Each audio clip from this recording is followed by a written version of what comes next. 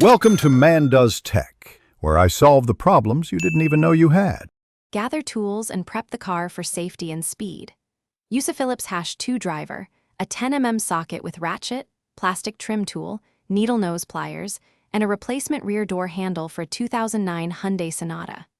Disconnect the negative battery terminal to avoid shorting the power window and central lock circuits. Roll the window fully up and secure it with one 2-inch strip of painters. Tape across the glass to the door frame. Wear gloves and keep a small tray for the screws and clips so nothing gets lost. Start by removing the visible fasteners. Take out two 10mm bolts and one Phillips #2 screw located behind the armrest and inside the door pull. Lift out the small plastic cover for the door handle area and set it aside. Use a plastic trim tool to pry the door panel away from the lower edge, releasing the plastic clips by working along the perimeter with gentle, even pressure.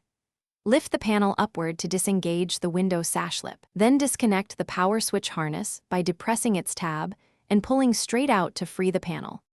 With the inner door skin exposed, peel back the plastic vapor barrier enough to access the latch rods. Support the handle area with one hand, then pry the C-clip off the inner latch rod and slide the rod free. Label orientation if needed. Remove the handle mounting bolts and slide the old handle out rearward through its aperture.